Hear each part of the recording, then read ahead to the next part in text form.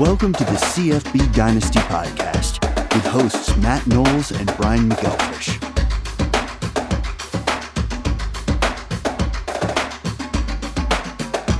Hey everybody, how you doing out there? It's the CFBDynasty.com podcast. You're here with co-host me, Matt Knowles, and that guy over there. I always point the wrong direction. Brian McElfish, the owner and founder of CFB Dynasty. B-Mac, how you doing today? Hey man, I'm doing good. Good to see you. It's disappointing fantasy season overall for me, but excited to be here, man. We got bowl season coming up. The portal, the college football calendar is just a mess. I kind of hate where the sport is in that regard. Well, I'll tell you, today we got four cool topics we're going to talk about. We're going to talk about the portal, everything that's going on with the portal. We're going to talk about the 12-team college football playoff that has finally been approved, how it's going to look, how it would look this year if there was 12 teams in the playoff.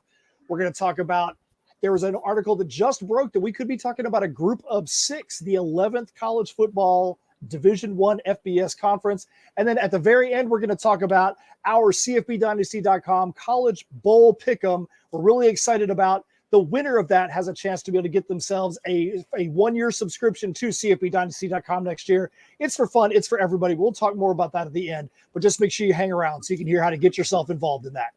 All right. So BMAC, first thing we're going to talk about is the portal.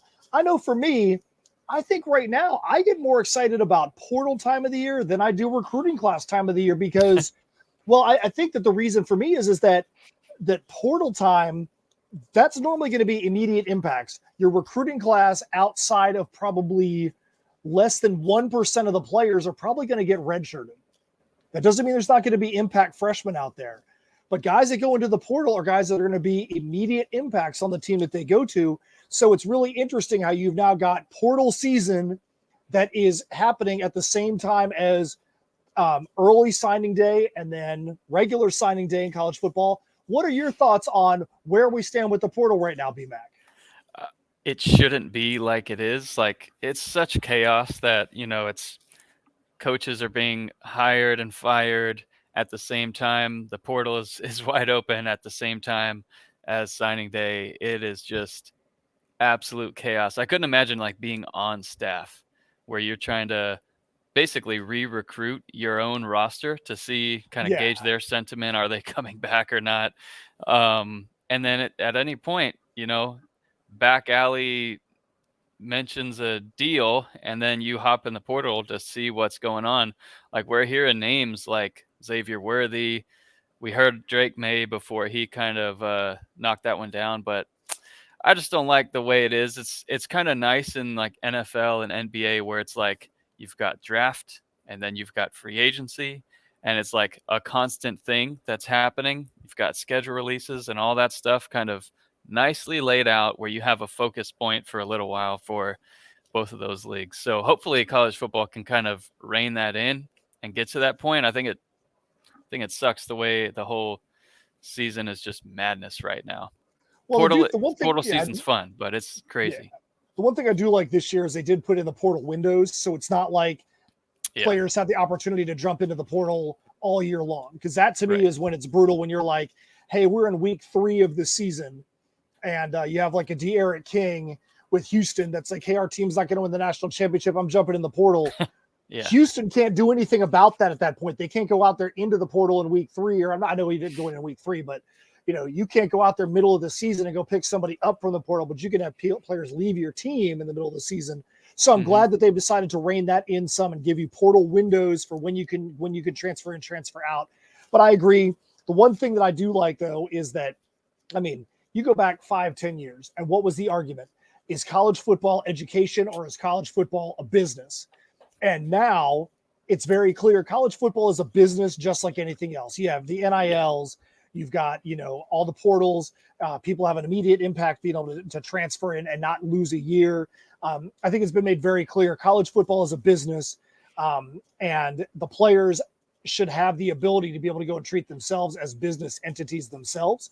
So at least they're trying to allow that to happen now. And that is something that to me is good. Is the portal out of control right now? Yes, it absolutely is. But at least hopefully we get this thing under control here soon. And there's repercussions of that, right? So with treating them like adults, you get the comments like Dion said, like, "Hey, hop in the portal because you're not all going to have a spot here anymore because we're bringing in better players." Basically, um, that's life. That could happen to anyone at their job, and some players that are in the portal, there's not going to be a spot for them, and that's just part of the game. So it does suck, but it gives them that opportunity for sure. So let's go take a look at some of the names that have hit the portal this year. There are some huge names in the portal. We'll go. The very first one we'll bring up is the number one ranked quarterback in the portal, and that's Devin Leary. And obviously, I'm a Devin Leary fan. I'm a Devin Leary apologist. I don't have any problem with seeing Devin Leary in the portal, and here's why. If you go back a decade or so when Russell Wilson was at NC State, everyone expected Russell Wilson to come out. You had Mike Glennon, who was there as well. It was basically a decision for NC State. Does Russell Wilson stay for one more year, or do we get Mike Glennon for the next 3 years?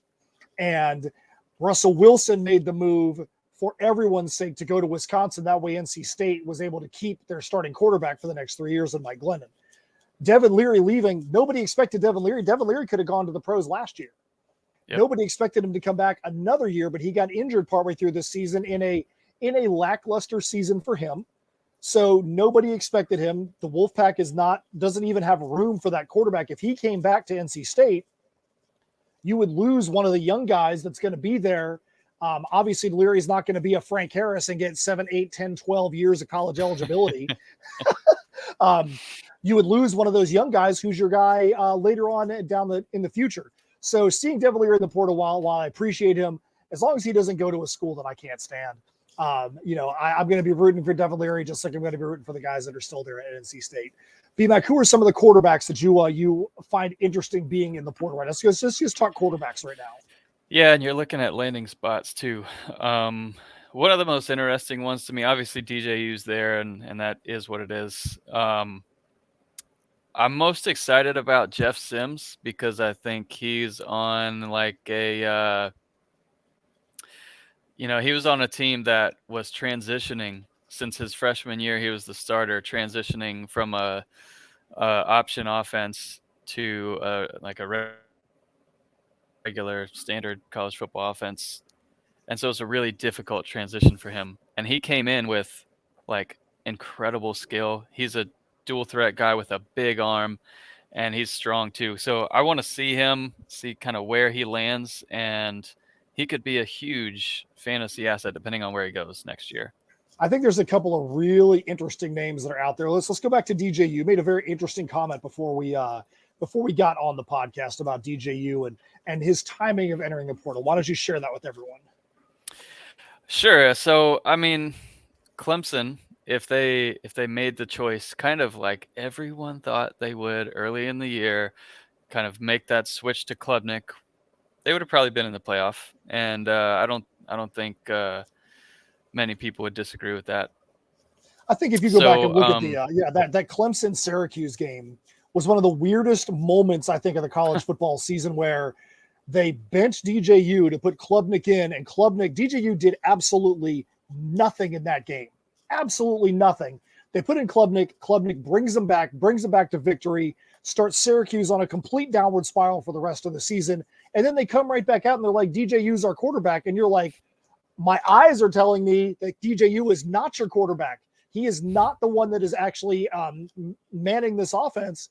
And so we saw this halfway through the college football season. So you're right. This was probably one of the most obvious moves out there, was for Clemson to go that way, and to see DJU in the portal. This is why the portal is there, because he shouldn't be sitting on the bench. There's going to be another school that fits him right. And so it'll be interesting to see where he goes. I made this analogy before the season because I got to watch it firsthand, all the pain that goes with a really talented 5-star player with the full skill set. Florida had Jeff Driscoll, and that was they banked on him being great. And when he didn't pan out, Muschamp was kind of tied at the hip with Driscoll. And Driscoll ended up transferring to Louisiana Tech, had a good season with him, and then he was like, he might still be in the NFL as a backup somewhere, but he was at least for a while making some NFL money as a backup and doing decent. So it's one of those things I think that the coach has loyalty, and that can kind of bite him. There's a couple of other interesting names that are out there that, like Austin Reed transfers from Western Kentucky. I find that move interesting because it's not like Western Kentucky doesn't have big names in the NFL right now. I mean, you think, some of the big schools that put quarterbacks into the NFL, Western Kentucky is kind of becoming a pipeline. So for him, Austin Reed to commit to Louisville, that's going to be an interesting move because was Austin Reed a product of Western Kentucky's offense, or is Austin Reed really a quarterback in the same vein as a Bailey Zappi, and is he going to be able to show up in the pros? So I think that's one of the interesting early commits out of the portal right there. Well, he's not fully committed, to my knowledge. Like he's 100% projected there to Louisville, but I don't think he's committed yet. Brennan Armstrong's another one that I feel like when he had a good O-line and good weapons, he was really good. Virginia lost 6 O-linemen going into this past year, their top 6. And so it was a rough year for them, and I think a fresh start's needed for him. But if you put him in the right system, like imagine him kind of replacing Spencer Sanders, who's also in the portal, that could be really good for him, and I think they can have a really good year. Another interesting point, like you just brought up Virginia, not that I don't think there's a whole lot of Virginia seniors that are on any fantasy rosters, but the NCAA granted seniors at Virginia an extra year of eligibility because of the tragic shooting on campus. So if there are any seniors that you're looking for that you thought were going to be out of college football, you're going to have some guys with 1 year more of maturity, 1 year more of physicality. So you're going to have an extra senior class at Virginia this year that has a chance to play if they want to. So that's something to keep an eye on there because you don't normally get that. So you can see some other potential people, depending on who else goes into the portal at Virginia, that have a chance to be able to perform in a additional NCAA year. Mm-hmm. That's true. How about running back? Does anyone stand out to you there? Definitely seeing Trey Sanders in there. Kavoisi Smoke from Kentucky. He's somebody that when he has flashed, he's flashed hard. So hopefully he gets to go to an offense that will utilize him a little bit more. I feel like he's kind of got lost in the shuffle at Kentucky. So if he can go somewhere and become the feature back, I think he could be a big time player. Seeing Lingard leaving Florida, I don't know how you feel about that one, B-Mac. What's your thoughts on him jumping out? Oh, Florida's they've got their 2 running backs, and they're even younger than Lingard. Lingard and Sanders both 5 stars when they come out. So seeing the 247 3-star next to their name is just, hey, they didn't pan out. But maybe they'll get a fresh start somewhere and kind of realize some of that potential, some of that hype that they had, because they're obviously really talented. Both of them are really fast. So in the right scenario, they can be good. And then you've got Ray Davis, a 4-star transfer coming out of Vanderbilt. And LJ Johnson is someone that I just thought he was going to get more carries at A&M this year. I kind of thought maybe he would take some of the goal line carries because he's bigger back than A-Chain, but just really didn't get a lot of an opportunity. And he'll have a shot somewhere else. There's better quarterbacks and receivers out there than running back, in my opinion. Yeah, I feel exactly the same way about the quality of quarterbacks and wide receivers. So let's go down to the wide receivers. So somebody we talked about a lot on the podcast this year, my boy from Kent State, Dante Cephas, hits the portal. That's going to be interesting to see again if he's going to be somebody that can go to a larger school and be able to make some kind of impact at a larger school, or if he was a product of Kent State being in a Group of 5 conference and being able to get some yards there. So seeing Dante Cephas hit the portal was a surprise to me, but I'm interested to see where he goes.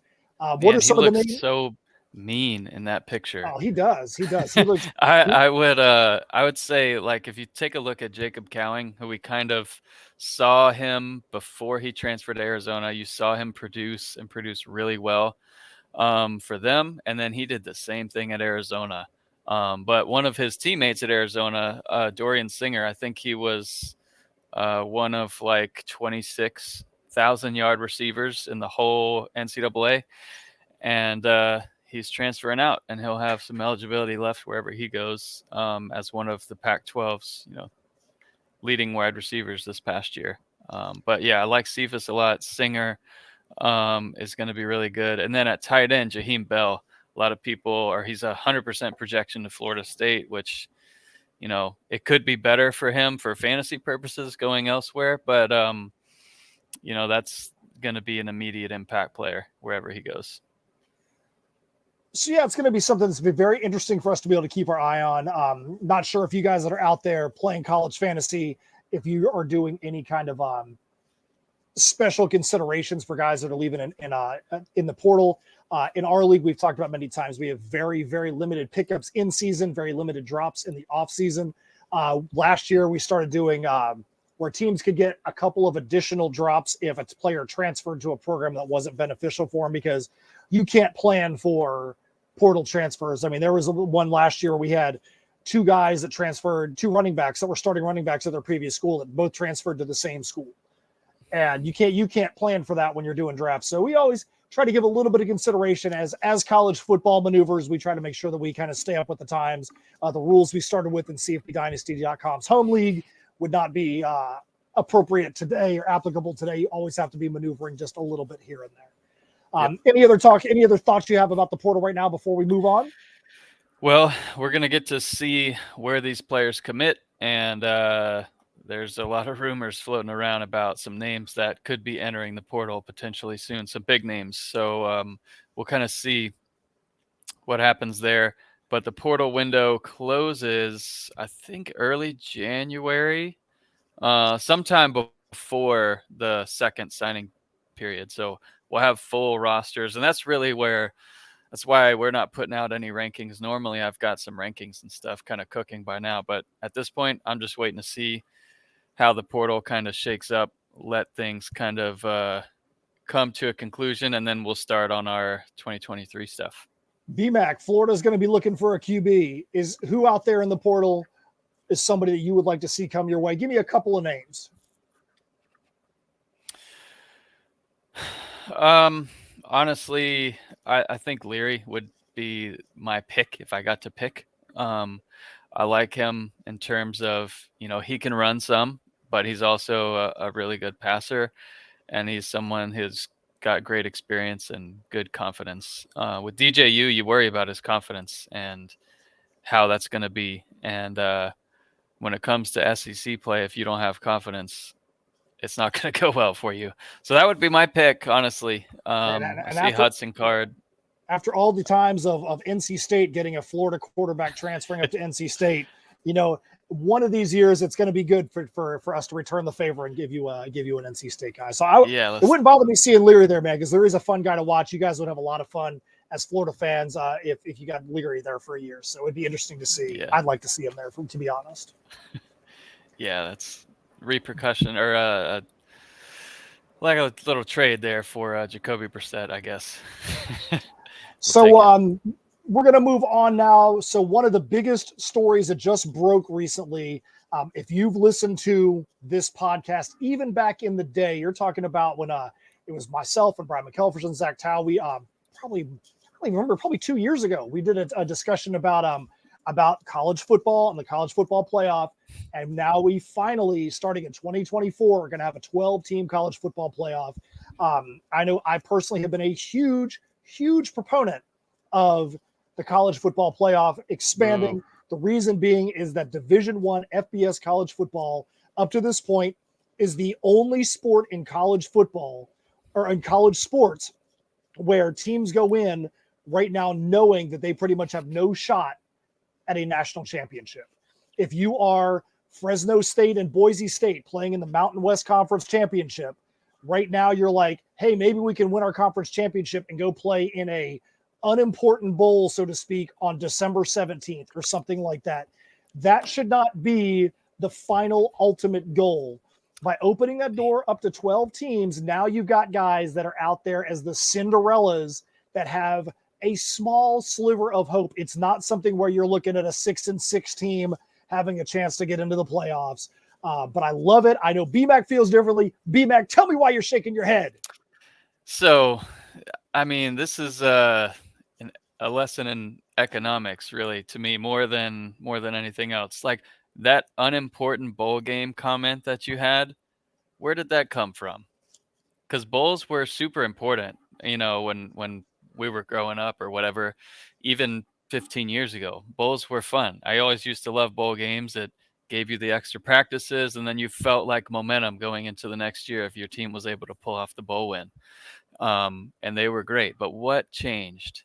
We added a bunch of extra bowl games, and now everyone who gets to 5 or 6 wins gets a bowl game. And yes, it waters it down. And I think that's what the playoffs going to do to the regular season mostly. The playoff games will be fun, but you think about Ohio State, Michigan, that game, at the time we thought winners going in all likelihood, loser goes home.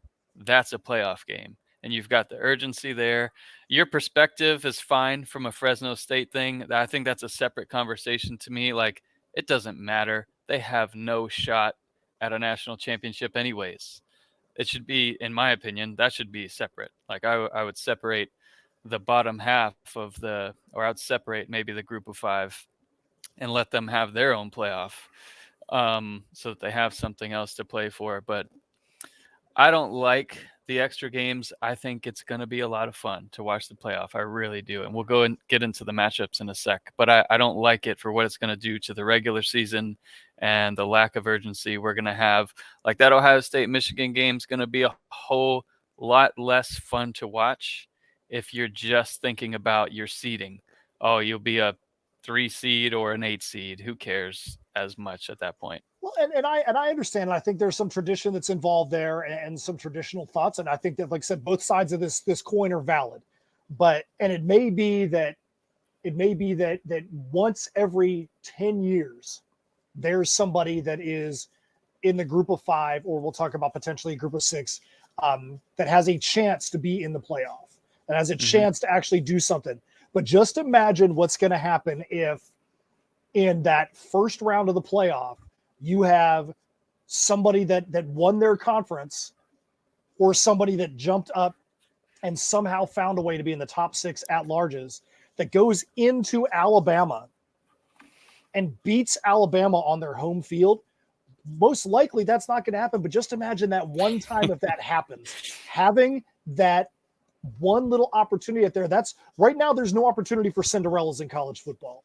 And I think that by allowing there to be a 12-team playoff, you're going to see some recruiting change a little bit too for the group of 5, because players now know that they're going to still have an opportunity to potentially make the playoff if they have an undefeated season. If you have an undefeated season, now you have a team like UCF. They called themselves the uncrowned national champions a couple of years ago. UCF is going to have a chance to put their money where their mouth is. You're not going to see a UCF being able to make that claim anymore. They're going to have an opportunity to be able to get into the playoff and then show if they were really the team that they talked that they were. Maybe they win one game. Who knows? I just don't think the opportunity for a once-in-a-decade Cinderella is worth sacrificing urgency of the offseason and the uniqueness of college football. Like, it doesn't have to be made to work just like the NBA or the NFL, in my opinion. You want to keep it, in my opinion, I would keep it about Saturday, and that is a traditional thing. If you're not a huge college football fan, you just don't understand it. So I know a lot of NFL people will, just think it's obvious, like that's the right choice, but in my opinion, it's not. So it's all about perspective. Like I said, it's not that either one of these perspectives is incorrect. I think that they both kind of go together. If you expanded the college football playoff to 32 teams, I think that, I would be on the same side as you. You'd want to talk about watering it down. Who cares? I mean, 32 teams in a college football playoff would be ridiculous. But by expanding it out to the level that they did, it allows a champion to be decided on the field. It allows it to be, and it takes it out of the pollsters' hands. It takes it out of the rankings hands. Because one of the things to me that is the most frustrating about college football is that the preseason rankings have so much of a determination on where people seed at the end of the season. If you're a team that is outside the top 25 when the season starts, you almost have no chance of making that college football playoff. And that's unfortunate. If you're somebody that's preseason ranked number 2, you could go and lose 2 games and still find yourself having a chance to be able to make the college football playoff. Now you at least have the outside shot of removing that over influence of the pollsters and giving people a chance to actually prove it on the field. Yeah, now I agree with you there. So I think the way that we determine strength of schedule, quality of win, all of that stuff needs to change. Like I would definitely base that on Vegas metrics there, where spreads and things matter, and big wins or bad losses, all of that stuff matter. And it's not a rankings thing; it's more of a computer-based or Vegas metrics kind of based thing, in my opinion. And a lot of that stuff shouldn't change over the year. But what would it look like this year? So this year, okay, do you have the article pulled up on that side? Are you able to share that from your side? I've got it. So we've got the rankings here, 1 through 12. I'll just run through it really quick. We've got obviously Georgia, Michigan, TCU, USC. And in the proposed version of the playoff that's going to start 2024, those top 4 that are in the playoff this year will get a bye. And then the first round would consist of these games here. Which one of these would be your favorite here? We've got Tulane at Ohio State. That's a beatdown. Utah at Alabama. Fun game right now. That would be a really fun game. Kansas State at Tennessee. Man, if Tennessee had Tennessee without Hooker there, that's a good game. But keep in mind too, we're talking like actual home games here.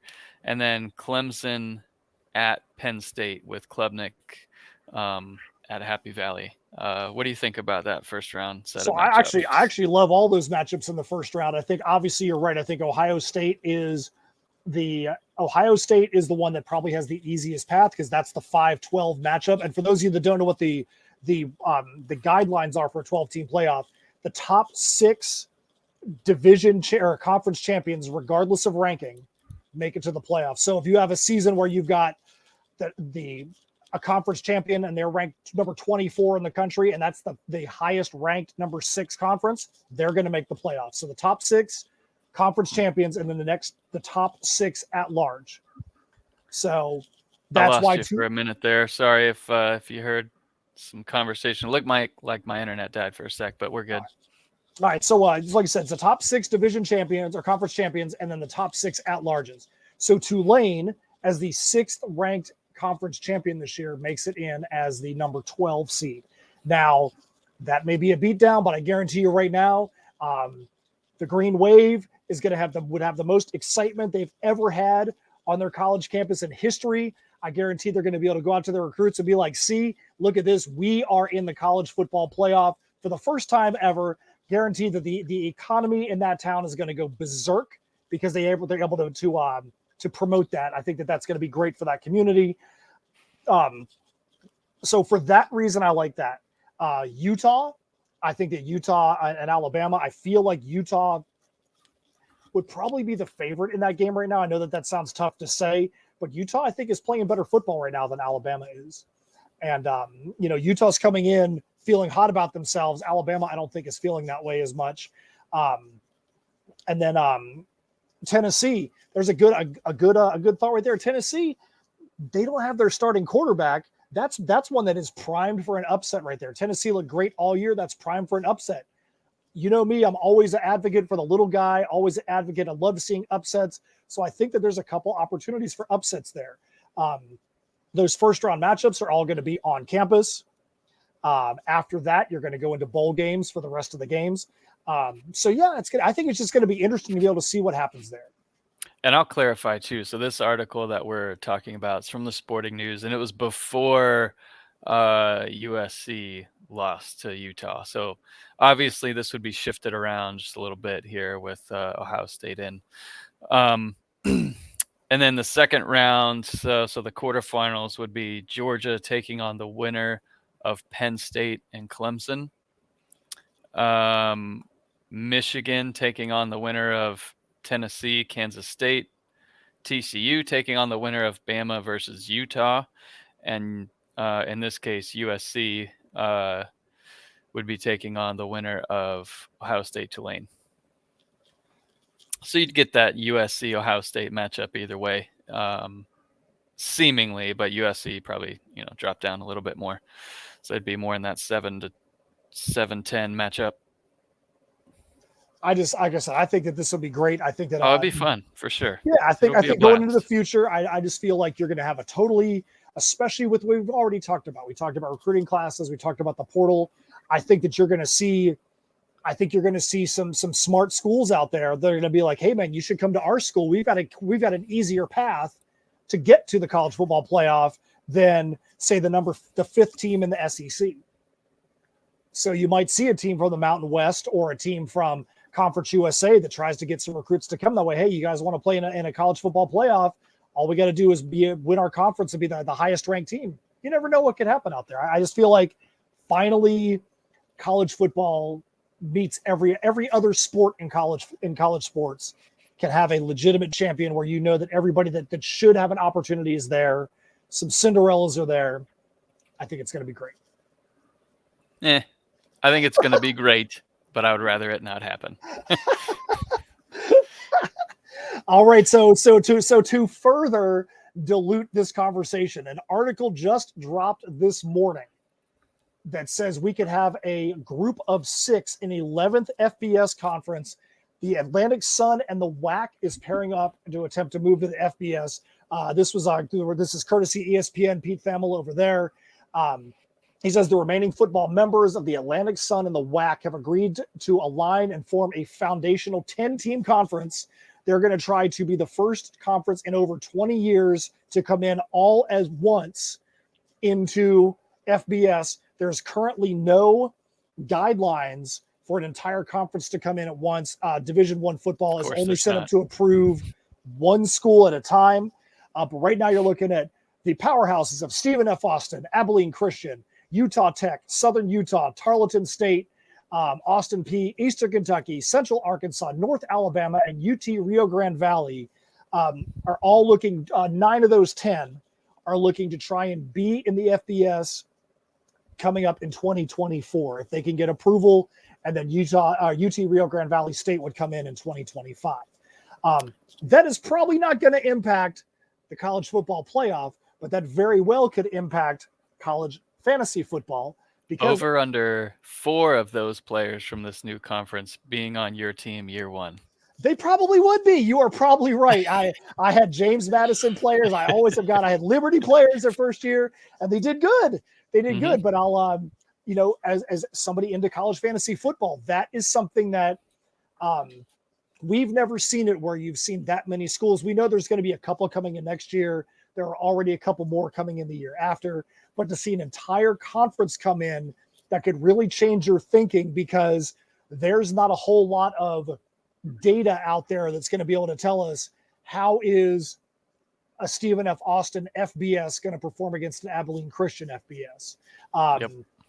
And you can see we'd have to go back and look at how they performed against each other in the FCS ranks to be able to see what wide receivers, what offenses are they running. That's also a lot of potential new players. I mean, that's like 8%, an 8% rise in the number of players that could potentially be drafted on the college football rosters. You never know what that could do to affect the outcomes.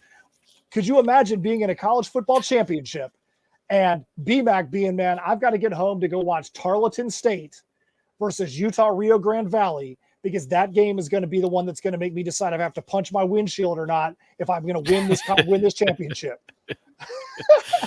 BMAC, what do you think about the possibility of having an entirely new group of 6 conference coming in, formed between the Atlantic Sun and the WAC 2 years from now into college fantasy sports?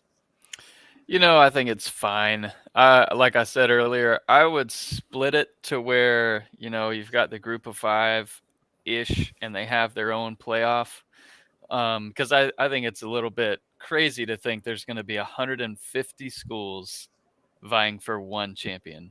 or trying to be one. It's just unfeasible. So many schools going into the year, they just don't have a shot whatsoever. So that's one of the things we didn't cover earlier is how do they determine these playoff contenders. So there are, it's just mostly at large, and there's conference championships, but I don't think they're specifically tied into the playoff. So yeah, they're not. It's mostly you're going to have to, if you're a Tarleton and you want to make it to the playoff, it's going to have to be an at-large. Yeah, you would have to, like I said, it's the top 6 ranked conference champions that'll make it in regardless of ranking. So you could potentially, let's say it's a year when the Big 12 is just absolutely trash or the Pac-12 is absolutely trash. You could see potentially the Mountain West and the Sun Belt, if they have undefeated teams, you could see 2 Group of 5 champions make it to the playoff. That's a very big possibility because there's not always a chance that your top ranked Group of 5 or your Power 5 conferences are going to have the top ranked schools that are out there. I mean, what if you've got an upset in your championship? You could have an upset. Like LSU beats Georgia this year or whatever. Yeah, you could have a team that's 7-5 go into the championship because they're on a divisional side in their conference, and now they've knocked out their conference champion, and you could have an unranked conference champion. Divisional sides are probably going to go away too. Well, at least in the SEC, it's more likely than not, I believe. They are going to go away in the ACC as well. So you're probably right. You're probably going to see that happening more and more. That way you're going to get the top 2 teams in a conference, and they're going to have a much better chance of keeping that ranking up there. But I think it's interesting. I think it's going to be interesting to see if they're able to get both of these, if the ASUN and the WAC are able to get all these teams in. It's going to have more of an impact on college fantasy than it is on the college football playoff. But it'll be interesting when that comes about.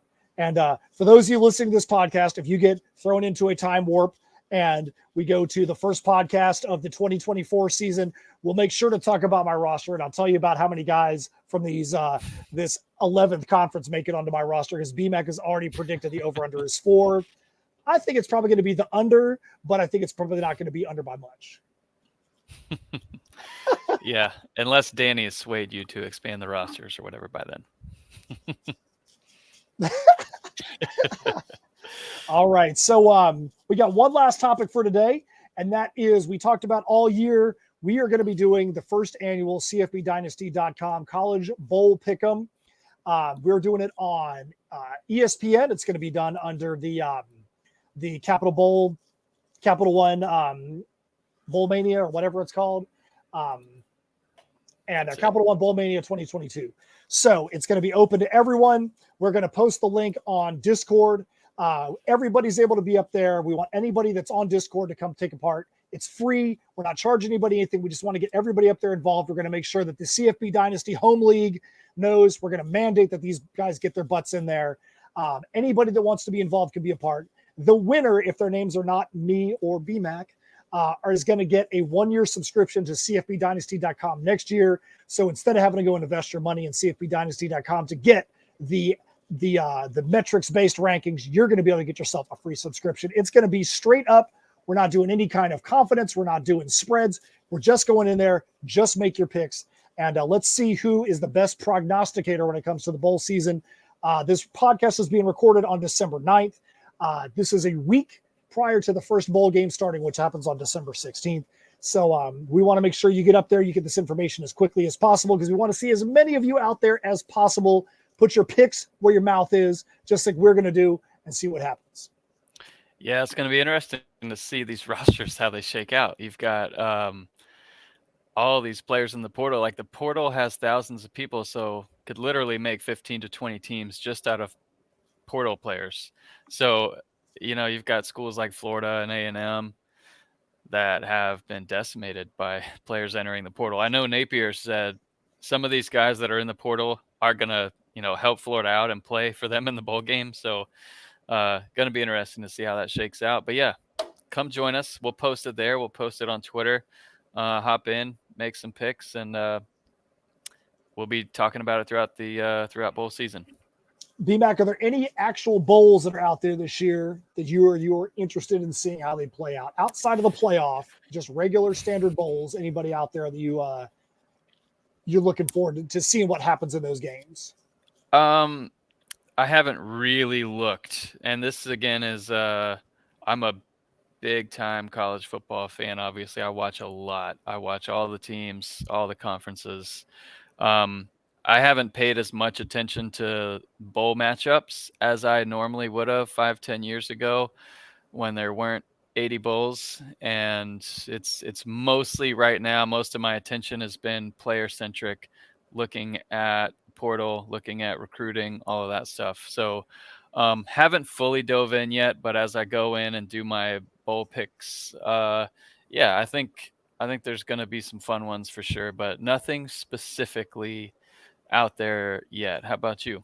Well, I think this is interesting because one of the bowls in the Capital One Bowl pickup that you get to pick is Jackson State versus North Carolina Central. I think it's going to be very interesting to see what Jackson State, an undefeated team, puts onto the field with Dion leaving, with recruits decommitting. Yeah. Are they going to go out there and be like, bump this crap? We want to show you that the guys that are still here want to be 13-0, or is there going to be just like the big balloon has been completely deflated because they know that no matter what they do, that their future looks a little more bleak without Dion and that national publicity around them? So that's going to be an interesting early matchup. One game that I always watch every year, it doesn't matter who plays in it, it's the Rose Bowl. So love the tradition of that game. I definitely want to make it out to that game at some point. But yeah, Utah, Penn State will be a fun matchup. I think Western Kentucky, South Alabama. If you would have told me before the portal opened, I would have said that this would be a pretty incredible matchup just from a college fantasy football perspective. But now you've got Austin Reed that is in the portal there. But there's a ton of fantasy players that are in there. And, you know, one of the things about the bowl season that I do enjoy is seeing who jumps out in the bowl season and going, hey, maybe that guy is going to be somebody next year. I know that last year I thought that Roschon Johnson, after his bowl performance, was going to be a big player in 2022, and he absolutely was not that. I was pumped that he was going to be able to take some carries to Bijan Robinson, but I was wrong. Yeah, that's a great key, and something I'll look at when I'm watching all these games too.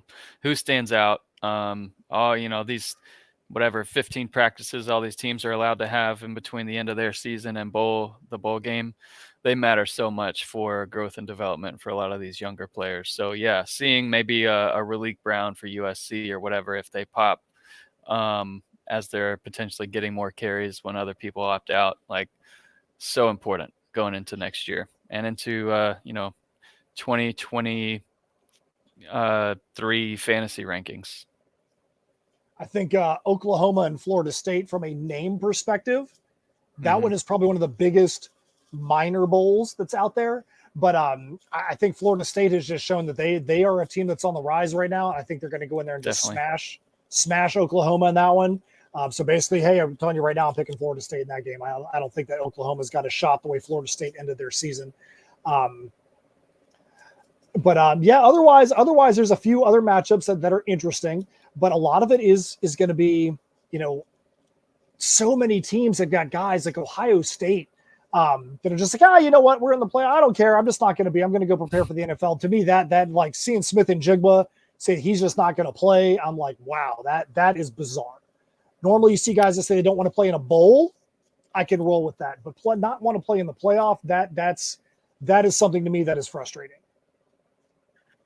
Yeah, well, that's one thing that Josh Pate over at Late Kick has predicted. Like the term meaningless bowl game didn't used to exist. The term meaningless playoff game for some is going to exist at some point. The more Tulane versus Ohio State kind of matchups we get. Not surprised if people sit out. Well, I would tell you this. I think that Tulane USC game is probably going to be one of the more important bowl games this year because as we talked about here, if the playoffs started this year with 12 teams, Tulane would have been in. So if Tulane can go in and play against USC in the Cotton Bowl, which is basically a home game for Tulane.